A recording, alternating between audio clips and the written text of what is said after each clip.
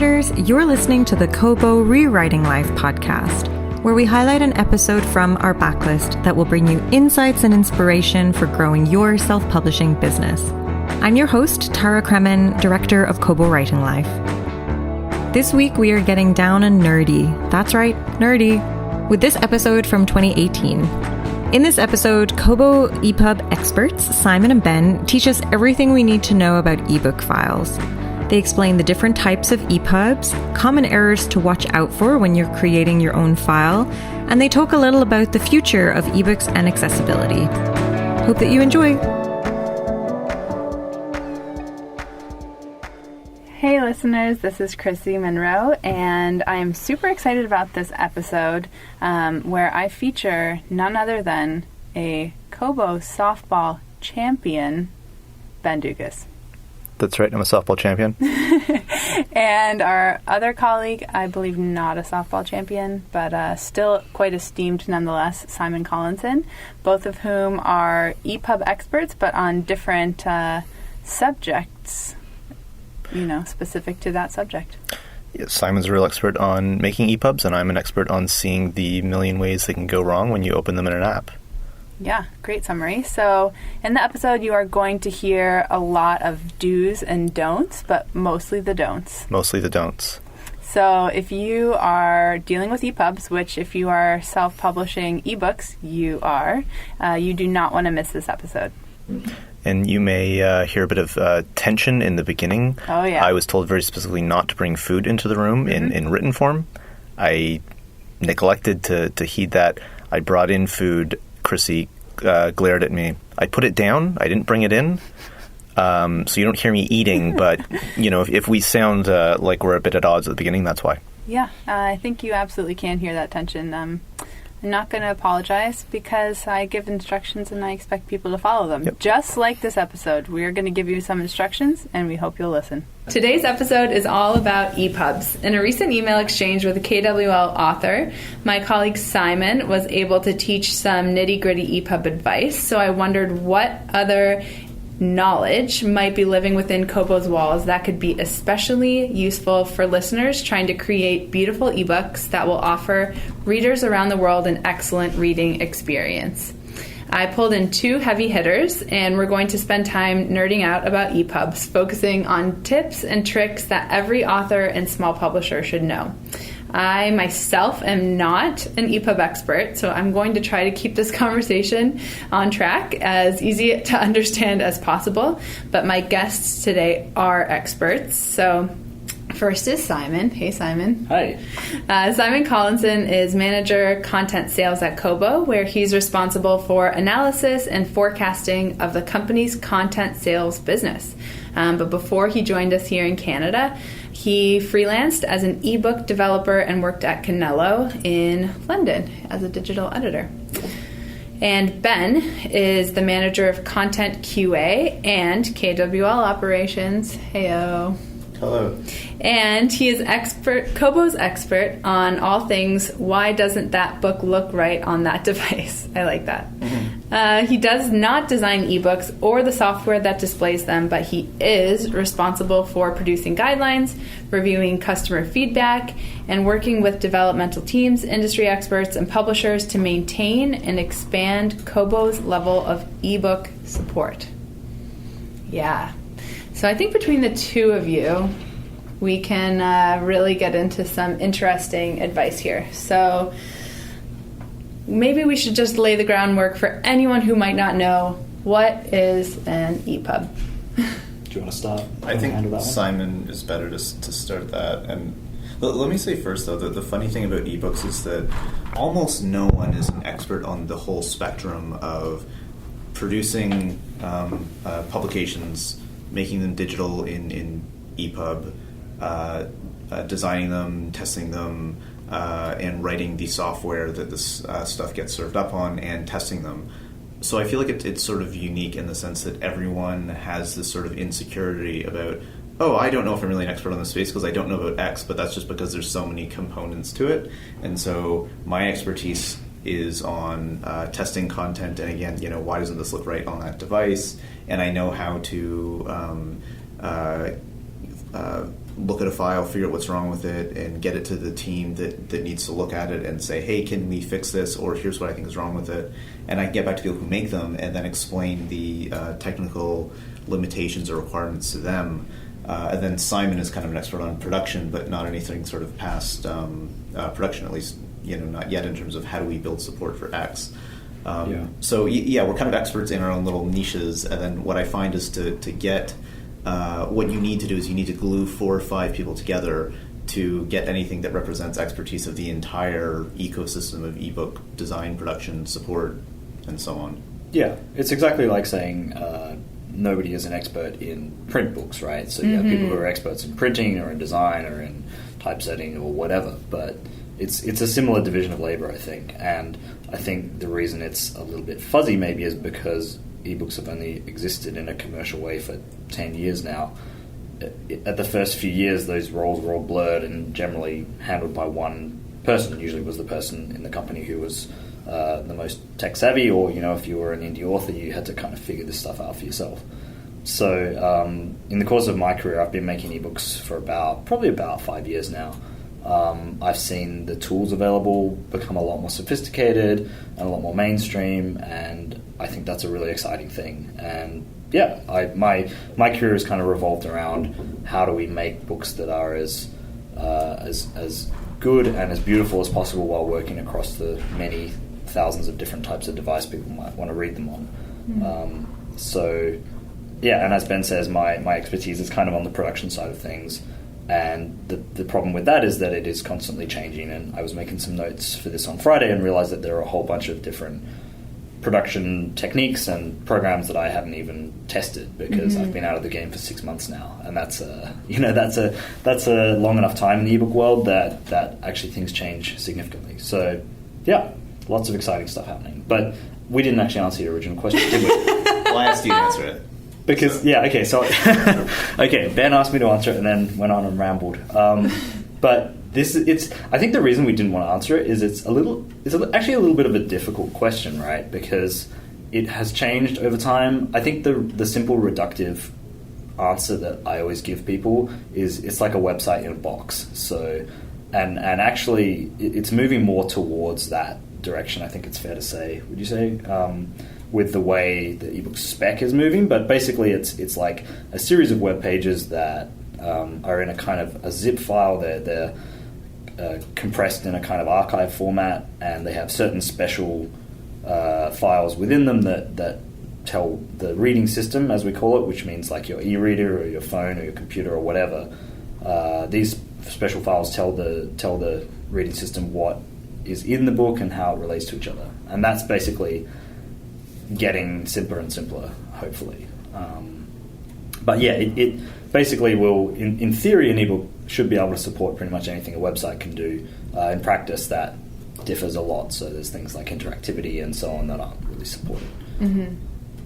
Yeah, I'd just say it's a simple website zipped up and called EPUB instead of .zip, and then in 99% of cases, that content contains something you'd call a book.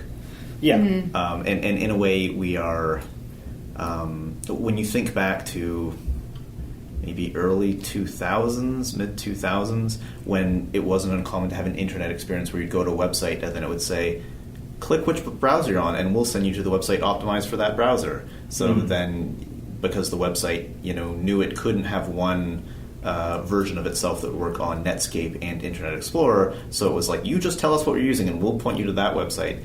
And ebooks in some ways are still kind of in that state where publishers do have to do, in some cases, some customization, and not all of the platforms. So Kobo has Android, iOS, e-ink, desktop, Windows. They all behave a little differently. It's pretty uniform, but then if you add in another retailer's set of apps or an app that isn't something like Redium or Adobe Digital Editions, you just get this range in how content displays. So again, like websites, simple websites zipped up, but that are not intended for browsers, but intended for reading systems that have all these sort of niche features that browsers do not have. Yeah, and I think the key point that I want to get across, hopefully, is that I think probably if you wanted to make an ebook 5 years ago, you had to learn more than most authors would want to learn about this sort of stuff. Mm-hmm. When I started learning how to make ebooks, I taught myself. There were no courses. There was very little documentation. There was a book. There was a great book called Accessible EPUB 3 that was available. That was about it. There's a lot more resources now if you want to learn to do the hard stuff yourself, but I think it's fair to say that we're not so much like the way the internet was in the early 1990s. We're more like the internet in the late 1990s or the early 2000s. I don't know if that joke makes sense to anyone except web developers, but if there are any web developers listening, you'll know exactly what I mean. They're rolling on the ground right now. Yes, yeah. yes. Please don't injure yourselves. So thinking about EPUB history, could you explain to me what the different numbers of EPUB mean? That's something that I don't know. Let me start, and then Simon, you can tell me where I'm wrong. Yeah. EPUB 1, I'm going to leave that one alone because there kind of wasn't EPUB 1, or it was sort of the things that are inside EPUB but just loose and running wild. It started out with this thing called the Open eBook Publication Standard, which is still, there's like a vestigial little element of that in some old ebooks. It's like, that was pre-EPUB. I'm too young to have worked on that. As am I. Yeah. We're all very young. Yes. So EPUB 2 is let's take that stuff and wrap it up and make it more of a standard, and that's the one that took off and was successful. And in Kobo's store today, the majority of it of what we have in our catalog is EPUB 2. Even the majority of what we get today is EPUB 2, although that's changing. There's another thing we call EPUB 2 fixed layout, which was never part of the official spec, but basically, so fixed layout content is, if you haven't seen one, imagine you're looking at something on a tablet and what you're seeing looks like a print layout. So comics, a comic book, a kid's book, a cookbook, where you can't resize the text or change the content that you can with most ebooks, but you can pinch and zoom. So that came out. Essentially, what happened is the spec wasn't ready. Publishers and retailers wanted to do it, so we kind of had this unofficial spec. We get very, very few of those today. Then we have EPUB 3, which was an improvement on EPUB 2, so including or involved or adopted HTML5 and CSS3, which is essential for a lot of accessibility features. It had official support for fixed layout, which we call EPUB 3 fixed layout, an improvement to how tables of contents and navigation is done, and that's what most publishers who are good at making content do now. EPUB 3 now is about 30% of our incoming content. We wish it was more. We're always encouraging people to do more. Simon could probably know more maybe about the specific differences with EPUB 2 and EPUB 3. Yeah, I mean, they are somewhat similar. EPUB 3 is trying to move more towards where the web is. So it's sort of trying to use... The HTML5, I think, is one of the most important parts of that because it uses sort of a more modern set of HTML tags that have more, like we say, semantic information. So instead of just saying, this is a piece of content, this is another piece of content, the HTML knows this is the sidebar that has additional information, or this is the horizontal rule that's like a section break in the content. So it kind of encodes more meaning about the document, which means that it's better for people with screen readers, and it's just kind of generally more navigable. So that's one of the main differences. It also supports other stuff like scalable vector graphics and a lot of things that probably aren't relevant to most people. So we don't want to go too deep into the We're weeds off the there. rails. Yeah, but basically, if you have a choice between making EPUB 2 and EPUB 3, go for EPUB 3 because it is going to last the test of time a little bit better. EPUB 2 is starting to break in some cases, I think. Yeah, maybe the simplest way to put it is EPUB 2 was the industry getting together and successfully putting together a spec that allowed people to get books into packages that could be sent to retailers that could be sold to customers. That was the first version where we had a format that made this whole system work. And then EPUB 3 is sort of other parties coming to the table and saying, okay, it's great we did this, but you didn't think about my content. So you didn't think about my comics or Japanese content, or I need this added to the spec because what I'm doing is was not captured in what you had to do before. Yeah. Yeah.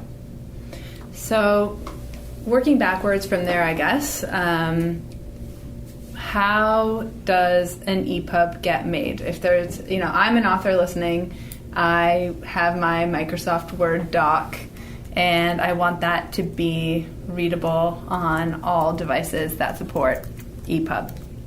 Where do I start? What tools do I need? As I said earlier, there are a lot of different options that you can take depending on a couple of things like how comfortable you are using, more complicated tech, how much control you want over your book. So generally, it's sort of a sliding scale between like all I want to do is have my manuscript, my Word document, my scribe in the document, whatever, and I just don't want to worry about anything. I just want it to output an EPUB. On that end of the scale, you've got stuff that will automate the process for you most of the way. Maybe you have to do a little bit of tweaking here and there.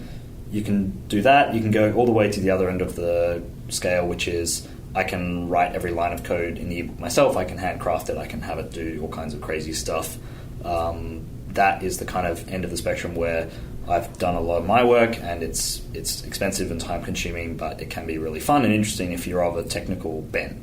Mm-hmm. So somewhere in the middle of that, and probably more towards the former end of that spectrum, I think most people will find themselves. So there are a lot of tools now that will output an EPUB just kind of as an export option. So like Apple Pages does it, Google Docs exports EPUBs, Scrivener exports EPUBs, I mentioned before.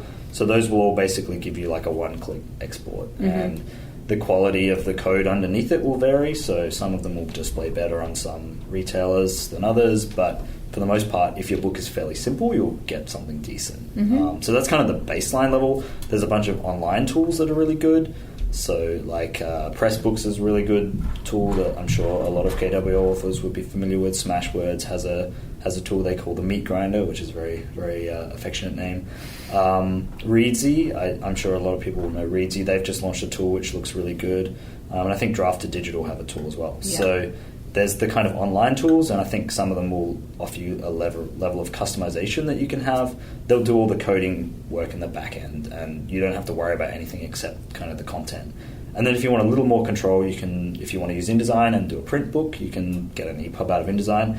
It's hard to get a really good EPUB out of InDesign, but it's easier to get a crappy one. So, that's fine. And then there's kind of, if you're feeling a lot more adventurous than that, there are some command line tools that you can use. There's one called Pandoc that I recommend a lot. It's an open source tool that if you're comfortable with the command line and coding like that, then you can convert back and forth with different formats. You can go from Word to whatever. So that's kind of the scale, the spectrum. But ultimately, all of those tools are doing the kind of the collation for you and saying these are the different chapters, these are how they relate, building your table of contents, building your metadata document, doing all the stuff that is fiddly and technical and not really best suited to be done by a human for the most part.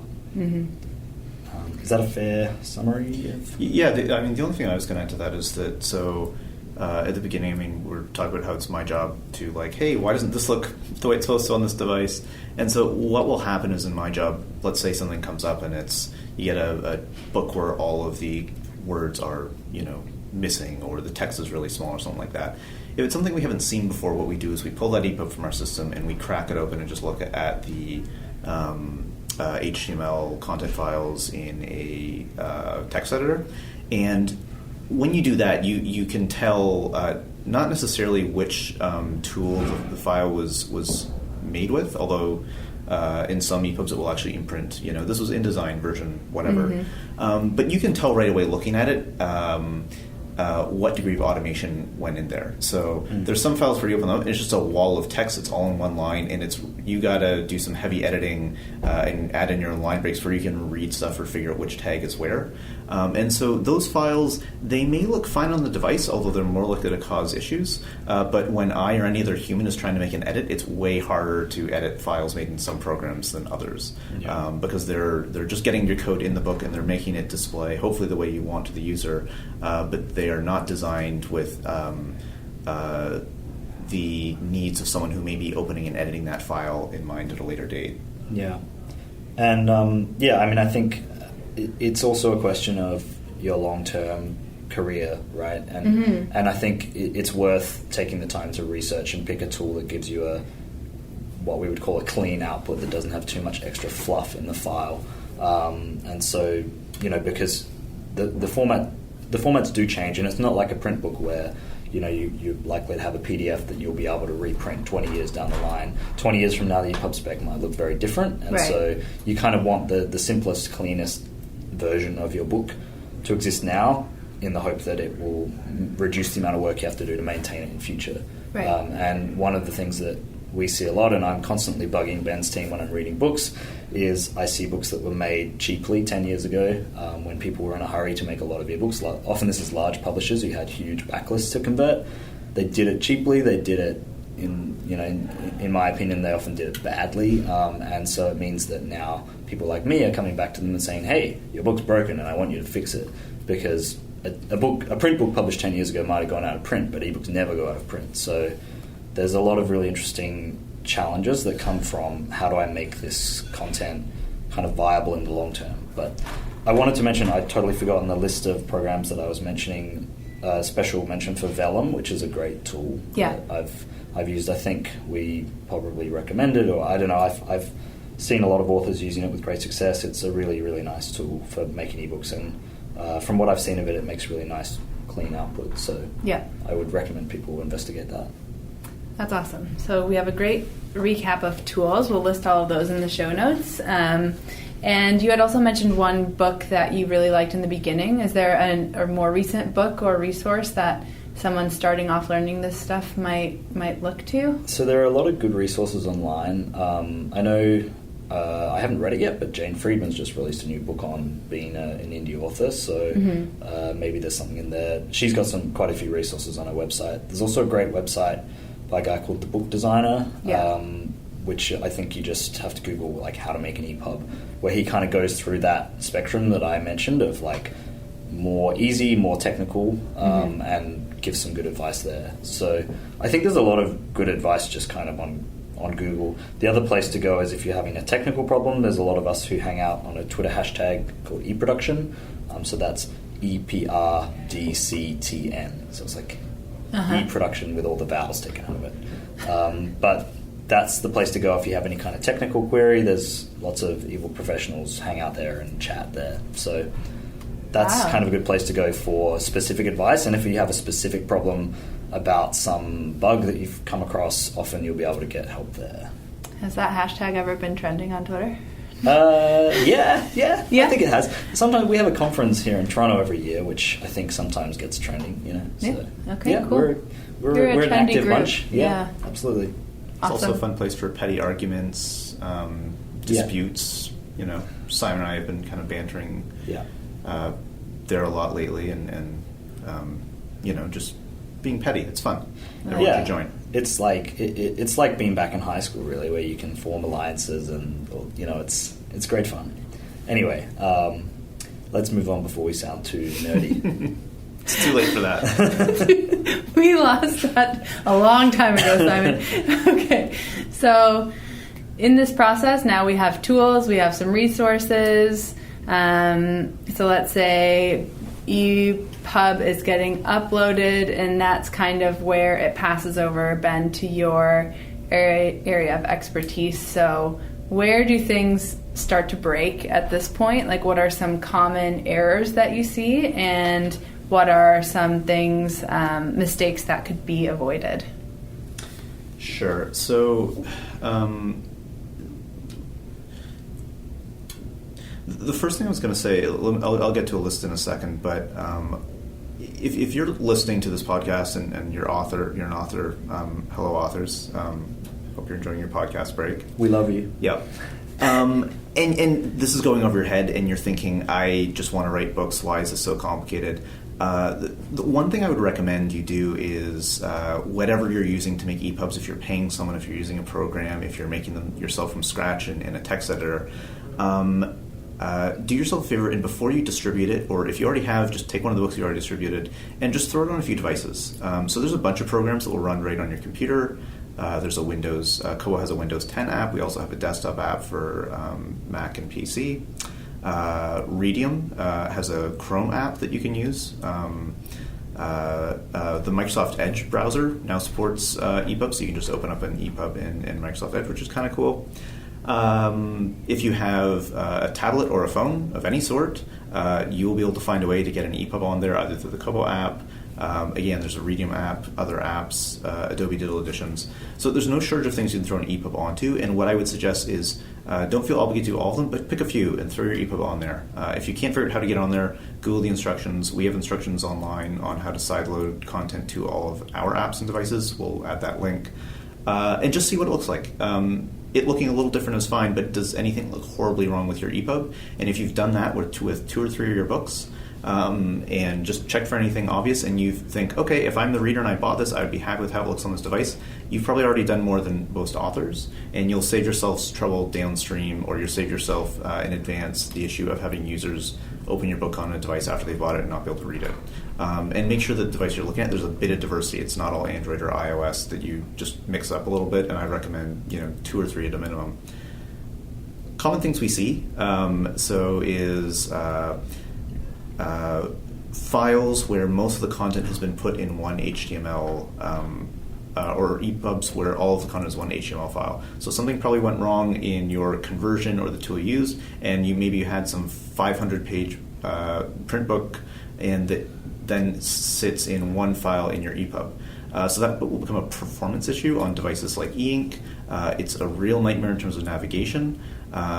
We've seen some cases that are rare, but where it gets even worse, where you have the cover image inserted into the same file as all of the content. So you've got your cover and then hundreds of pages of content in one file. So it's basically all in one chapter, right? Yeah, and so our e-ink devices, that will actually make it, basically we have this display mode that we apply just to the cover to make the cover fit the screen nicely, and then that will do it to the rest of your content. So when we find those, we actually have to fail them because you can't adjust the text at all. If you're using hopefully this is an example of something going badly wrong. If you're using a decent tool, this shouldn't happen in theory, right? Like if you're using one of the modern tools that we've recommended, you shouldn't run across these issues, but sorry, I interrupted. Another big one, it's more editorial, but previews loaded instead of full files. So if you're making a preview file and you're sending it, or maybe you're sending it to enable the pre-order and then later sending your full file, make sure you send the full file and make sure that's the one that gets loaded in. We see that far too often. Tables of contents that are not well formatted or non-existent, or that don't link up properly, so again, just check that yourself. If you do fixed layout, and I know not too many of our Kobo Writing Life authors do, although some of you do, test that on twice as many devices as you would have with your refillable book, because fixed layout support has gotten better and it's getting more uniform, but there's still way more ways that can break. Fonts, sometimes you embed a font but you don't do it quite right. Or if you have a font that you really feel like users need to read your content in that font, add a note at the beginning so they know how to adjust it. But my advice is there are lots of technical and legal issues with embedding fonts, and I would avoid doing it unless you feel you absolutely have to. Reading systems have lots of really nice fonts on them these days. Most of the time the reader is going to have picked their own font anyway, so whatever you've picked is probably going to be overridden by the reader choices. So and a lot of the time when you buy a font, the license won't let you embed it anyway. So don't breach the font licenses. But the other thing I would say is don't then take that advice that I'm giving and say, oh, okay, I'm going to render all my text as images, because then that's just as bad. The images look terrible, they don't zoom, they're not always accessible. So generally just trust, put the text in there, trust that the reader knows what to do with it, and don't try to exert as much control over the design as you would if you were designing a print book, I would say. Yep. Great advice. And then file size, don't make your EPUB huge unless you can really justify it. Every once in a while you get a question of hey, can we send an EPUB that's up to 1 gig? And yes, you can, or it has been done in the past. We can load that onto device. It will download to user's account. But why? There's very rarely a need to have a file that big. And so if you're doing it, think about, is this multiple books? Do I need to link to something online? Can I really justify making users download obscenely large files and sync to their accounts? Yeah.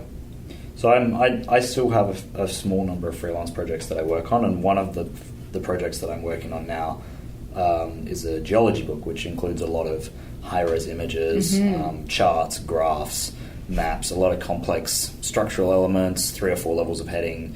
It's a long book. It's got a lot of pictures in it. Even with all of those images, I think there's like 300 images in this book. I've managed to get it to about 100 something megabytes. So wow. That's still really big for an EPUB, because the thing is, you need to remember that, you know, loading a 150 megabyte file on a phone is not a fun experience for anyone. You know, even if you've got a new phone, it's going to cause it to sputter a bit. And try to be empathetic and thinking of not every reader is sitting there in their like home office with fiber broadband and reading on a whiz bang new device. There's a lot of people who are trying to read your content on a device that's 5 years old, or on a phone that they inherited from their grandkids, or so on and so on and so on. So 15,000 photos of their own children. Exactly, yeah. It's like try to imagine the broadest possible range of applications for your book, because that's where it's going to be read. Yeah. I don't know if that's... Yeah, that's something that's kind of hard to get your head around initially, because particularly if you're like us here at Kobo, you probably have a newish computer, you have, you know, you're working on, you know, your phone or whatever. Yeah. But you have to think of it in terms of progressive enhancement. That's like a bit of a buzzword in the web design world, but imagine that your book was stripped back to the basics, no images, no nothing. Does it still work as a text if it were just the HTML content? Mm-hmm. And hopefully a lot of the time, if you're just writing a novel or something, it's relatively easy to do that. If you're writing something more complex, that's harder. But good design practices will ensure that it kind of degrades gracefully. Yeah. If you have images in there, make sure that you can view them on a tablet or a smartphone or any device. Avoid putting text in your images whenever you can. If you absolutely have to, make sure it's high res enough that you can read them. And colors. There are some cases where maybe you do need to have colored text or colored backgrounds, but think carefully about that. Color does not translate well to ink, especially background color. And you want most ebook readers just want text that is the color they're accustomed to seeing. So if you're thinking that, really ask yourself if it's worth the trade-off in usability. Yeah. Yeah. So you mentioned resizing images. That's actually the inspiration for this episode. It's the reason we're all sitting here together. So you were able to teach one of our authors how to resize an image file. I don't know if that's an easy thing to really summarize vocally. If not, you say so and we can write it in the show notes. Yeah, I mean, resizing, like image manipulation and image handling is its own whole thing. And then actually I gave a talk about this a few weeks ago at the eBook Craft Conference with my old boss from Canelo. Again, it's one of those things where there's a spectrum of options. So if you prefer to work in a tool like Photoshop, there's options available for that where you can resize images. But if you have 100 images in your book and you just want to reduce them all in size by 20%, and you're comfortable, again, if you're comfortable using the command line or using like an automated tool, I'd recommend looking into, there's a tool called Image Magic, which is really a very, very powerful sort of image processing library that is available for all major operating systems. The one that I use that's Mac OS, I think it's only Mac OS available, but it's called SIPS, S-I-P-S, and stands for Scriptable Image Processing something or other. I don't know what the S stands for. But basically you can say to SIPS, there's a really short command that you can do. You can say, go in and resize all of these images so that they're a maximum length of 2,000 pixels on the longest size. And so you can, the longest side, so you can basically just go in and it will resize all your images for you if there's hundreds of them. You know, it's something you have to be careful with because you can often, it's irreversible. So, you know, make a copy if you're using command line tools, always make a backup of your work. But, you know, if you want to do this kind of thing, there are lots of like open source tools that are really, really good. Mm-hmm. And there's lots of advice on this stuff as well. Like I said, the eProduction hashtag, come and chat to us, and there are lots of people who will be very happy to advise. Because, there's nothing that those of us in the ebook production community like better than seeing people spend love and care on this kind of work, because the readers will really appreciate it. I think it's easy to underestimate how bad a bad ebook can be for the reader, and I think you kind of owe your readers that consideration to try and give them as good a reading experience as possible. So. For sure. Did we get all your tips and where things break? I just had one additional tip, which is that if you are in a position where you are looking to pay someone to make you an EPUB,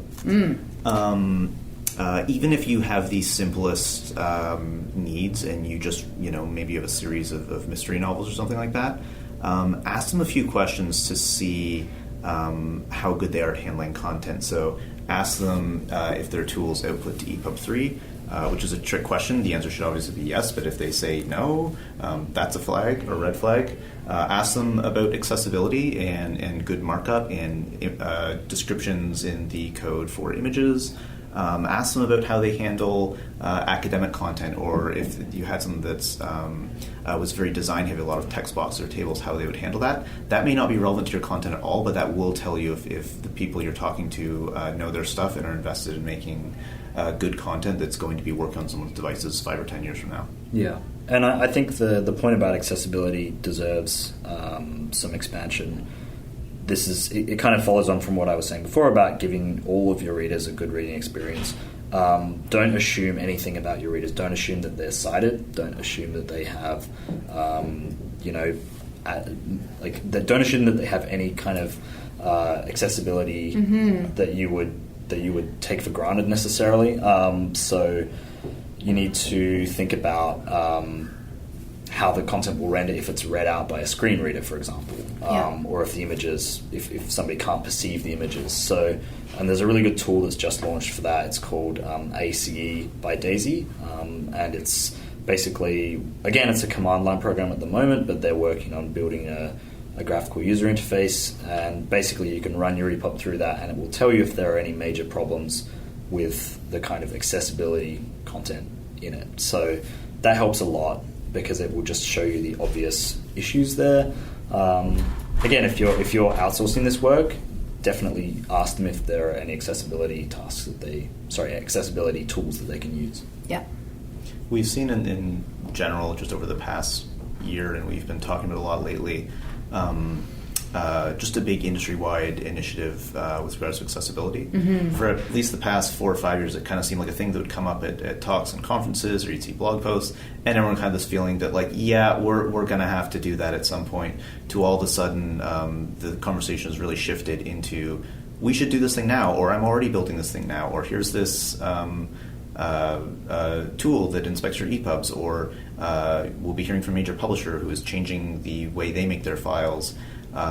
So, again, if you're just an author making your own files, this is nothing that is going to change your whole day-to-day. But again, that's why any tool you are using, or anyone who you're paying for to make your EPUBs, ask them how they're making accessible content, because that will tell you how tuned they are into the trends and what everyone's working on. Yeah, and again, this is about future-proofing your work, because there's a lot of this movement, I think, is coming because the Marrakesh Treaty has recently come into force in some countries. So that's basically trying to make content more available to people who need it. And so it's getting to the point now where a lot of jurisdictions are starting to mandate that libraries and other big institutions only buy accessible content.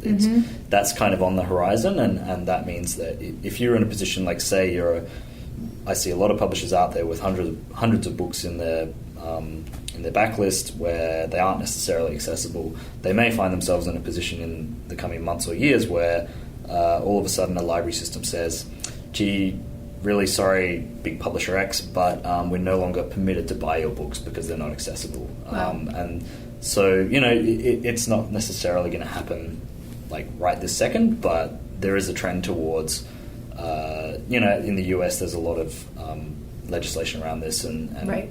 I think it's probably going to get to a point where a lot of libraries can only purchase books that are accessible. So you kind of want your books to be right up there. Absolutely. And ready for that when it happens. Yeah, and it's great to have that in your mind when you're creating the EPUB to begin with. And it's one of the best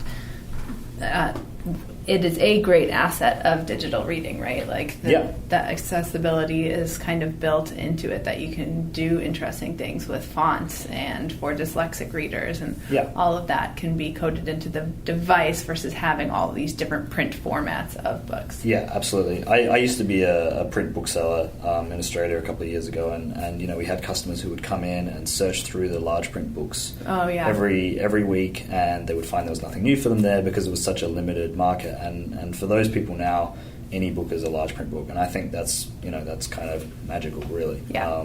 I don't mean to toot our own horn too much or anything, but yeah, it's something that you may not realize about your readership, is that a lot of them may rely on those accessibility features. So, you know, keep your readers happy. Yeah. Awesome. So let's get into some other best practices or guidelines for getting good EPUBs out there. Are there other tips and tricks that each of you have learned along the way that our authors should keep in mind? Well, I think that's a good question. I think Ben's point from earlier, which is test it on as many different devices as you can, is a good one, because you just never know why something might break. And I think if you feel like you've tested it on a few different devices, then that at least gives you some peace of mind. Like, I know this works fine on my iPhone. I know this works fine on my Android phone. You know, fine. I don't know. What do you think, Ben? Yeah, I don't have a lot to add to that, really. Just, don't feel like you need to look at every single file you make on every single device. Yeah. But not many people do anything at all. A lot of people just, they use the service. They find somebody to make their file. They hit distribute, and then they just hope for the best. And in an ideal world, that's all you would have to do, but we're not there yet. We're not in that ideal world yet. And I think, it's both a good and a bad thing that the bar is relatively low still for making a great ebook. I think it's relatively easy to make something that stands out from the crowd. Mm-hmm. I mean, I was talking to a KWL author just the other day who put together one of the best ebooks I'd ever seen, and he'd done it using some of the software that we were talking about earlier, and I think I said to him, this book looks better than 95% of what comes out of big commercial publishing houses. So there's a lot of advantage to putting in that little bit of extra effort. Sure. But also, the community is really friendly. I'm going on about the hashtag a lot, but seriously, anyone is welcome to come and talk to us about this, and we will help. We love seeing indie authors succeed, because it's a great thing. Yeah, that's cool. So Simon, you personally keep doing some side projects in addition to your Kobo work. Why do you enjoy this aspect of the business to the point that you are essentially working a second job? Well, I think it's one of these fields that changes very quickly, and I want to keep my skills sharp. That's part of it. It's also partly because I enjoy the work, and I enjoy, I don't know if anybody listening to this podcast has done design work or done typesetting work, but it's a similar sense. It's not a million miles away from the sense that the author has, maybe, of I made this thing and it exists and it's out in the world and it will be there forever. Mm-hmm. I do print typesetting as well, and that's a really rewarding thing, and I still do that. It's a really fun thing if you're of that bent, I think. And it's nice to be able to say, oh, look, there's a book I made 5-6 years ago. People still buying it, still reading it, still enjoying it. So it's a nice, practical, hands-on thing. In a weird way, for a digital file, it's not hands-on at all, but it feels that way. Yeah. And is there any specific moment you can remember, solving a tricky situation or creating a really unique EPUB that you're like, wow, I'm really proud of this specific product? Yeah. The reason I say try and keep things as simple as possible is that when things get more complex, things can fail in really weird ways. So the most complex ebook I've ever done was a series of conference papers that were put together into a book. They had lots of hyperlinks and fancy design, images. They also had videos embedded in them, little video players. Yeah. And this is something I would advise nobody should ever do. Putting video in ebooks is technically possible. It's not a good idea. Basically what happened was I had the videos in an InDesign file. I exported it, and something changed in the way InDesign handled the export, and so the video, the controls for the video were covered by an invisible layer that you couldn't click through. So I would try and test this book on my iPad, and the video would play, but I couldn't pause it or rewind it or do anything. And it took me about a week of troubleshooting to figure out, there's this little thing that's being added that is just stopping me from getting at the content. Yeah. So I fixed that. The book was working fine last time I checked on it 5 years ago. I haven't had the nerve to check since. But, no. So that was an unusual one. But I think I think for the most part, keep it simple. And don't try to do fancy stuff like I did, because your content doesn't need it most of the time. So yeah, great advice. And Ben, you have a really unique position where you've been with Kobo essentially since the beginning. How many years now? Well, I'm still a very young person. Yes, so. well, we've established that for sure. So in Ben's case there were any late teens, Yes, at the latest. Some would say it's been almost 9 years. Some might, depending on your unit of measurement. Are there any specific moments in Kobo's growth and your role on the Pub Ops team where you've caught some kind of interesting failure or fixed something in a way that you felt was super unique or exciting? Sure. So one thing that we never would have thought about or come across had we not set up this process is that we had an issue that we've since fixed with night reading. So I want to say this was maybe 3 or 4 years ago. We added a feature. We now have it on iOS as well, but we first added it on Android, where customers can report on books within the book reading experience. So if you're a Kobo user on Android or iOS and you're reading a book, if you hit the options button in the top right on Android, I think it's the same spot on iOS. If you hit that, it will generate an email. It will grab some metadata from the book, like the font size, the book location, font being used, operating system of the device. Nothing secret, and it puts it all in the email so you can see it. And then you can write in a little comment to say, hey, chapter 12 is gone, or this book is upside down, or whatever. And so we turned that on years ago, and we didn't know what we would get. We didn't know how many reports we would get. It turned into a daily process where we review all of these, and we're doing so in part to help provide customer service, but mainly we're just looking for broken content because our customers are actually our best source of indicating to us which books need our review and attention and which ones we need to pull and report to the publishers. But the interesting thing when we turned that on that we started seeing was issues users were having where they'd be reading a book in night mode, which is where you just invert the colors. So instead of black text on a white background, you see white text on a black background. And you would get to parts where the users would just say everything was blank or had been blotted out. So you'd get to a chapter and all of a sudden you would just see white bars, white horizontal bars. So what it turned out is that there were some EPUBs where the CSS was specifying a background color of white. So I doubt anyone was doing this on purpose or, opening their EPUB and saying, hey, it'd be great, a background color of white, because that's usually the background color. But certain programs were probably doing this, and the people making the files probably didn't know that. And we didn't know that until we got this feature and started getting, not infrequent reports from our users to say, where's my book? And then the customers wouldn't think to turn off night mode just because customers in general don't experiment with settings in the book as much as you would think, and they don't experiment with things the way I do. I see something wrong and I will tap 12 buttons before I even realize I'm doing it to see what I can change. So eventually we fixed this just by having our app ignore that background setting in night mode. But that was just something that was happening not infrequently that we never would have seen coming until we turned that feature on. So and I'm pretty confident there are not things that are happening in content that we have no idea now, because I think anything that's happening in significant numbers we'd hear about from our customers, or we'd find it through QA, or Simon would tell me one morning, he said, hey, this book I'm reading is broken, can you do something about it? But it's just a good example of the sort of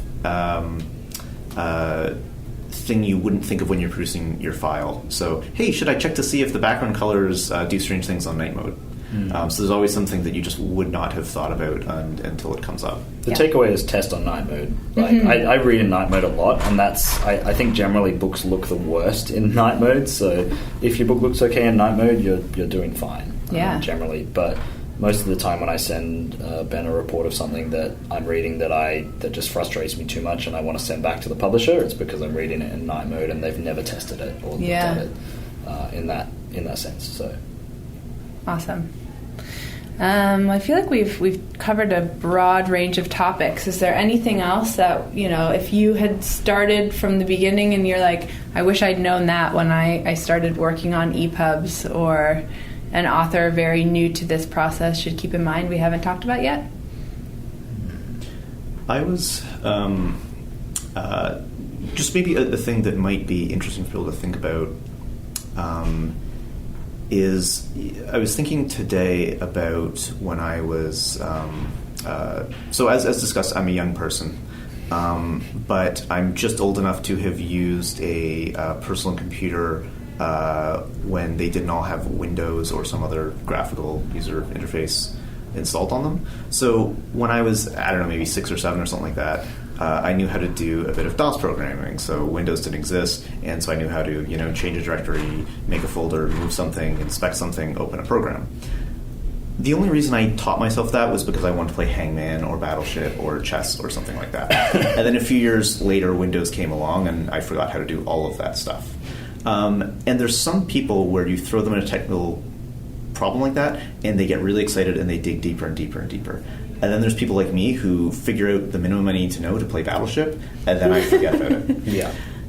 So I think a lot of our authors out there now, I imagine that you're kind of split into two camps. The camp for whom this is causing a great deal of anxiety, where you're thinking, I just want to write and send my book to people and have them read it. Why do I need to know anything about production? And the reality is that you need to know at least a minimum amount about it for the time being until these problems are all solved by the industry.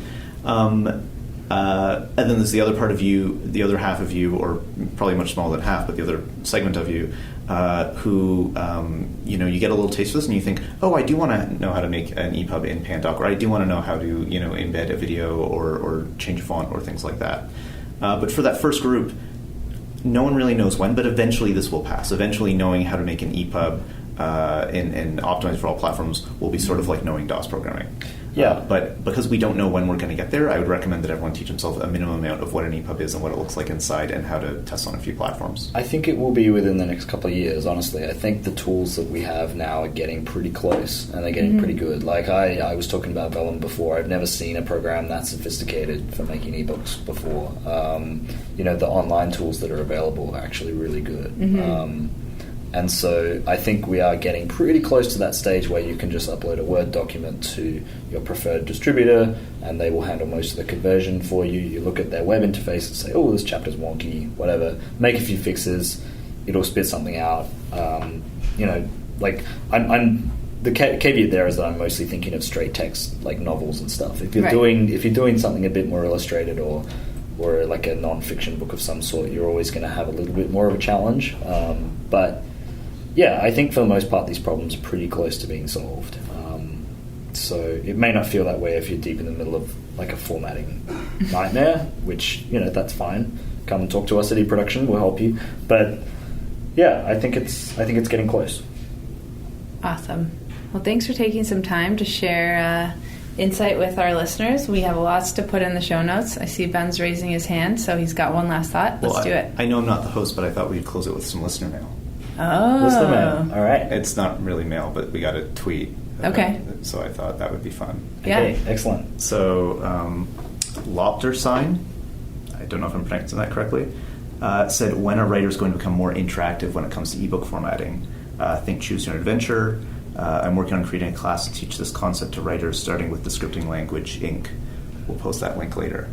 But I don't know when that's going to happen, but one thought I have is that I think over the years we've seen kind of a lack of experimentation where people start to look at EPUB and think, what can this format do that other formats can't?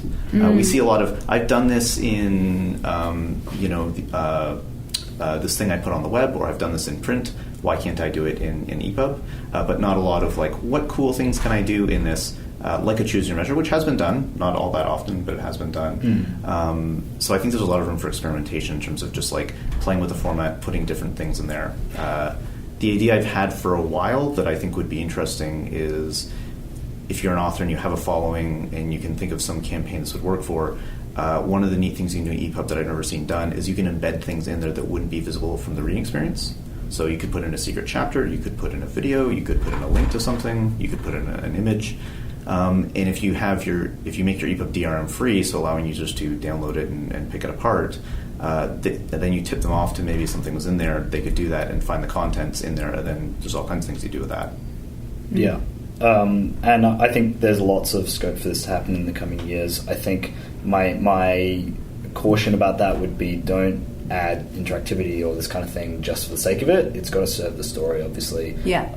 There's been a lot of gimmickry within the kind of digital publishing world, and I think, you got to make sure that it actually serves some purpose in the story and use it wisely. Yeah. I think. Yeah.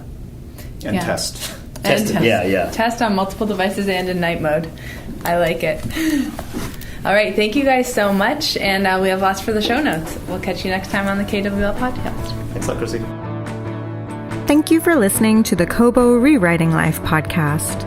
If you're enjoying this podcast, please be sure to rate, review, and subscribe. And be sure to follow us on socials. We are at Kobo Writing Life on Facebook, Instagram, Threads, and Twitter.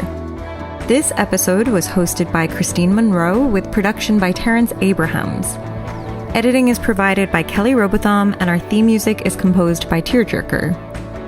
If you're ready to start your publishing journey, sign up today at kobo.com/writinglife. Until next time, happy writing!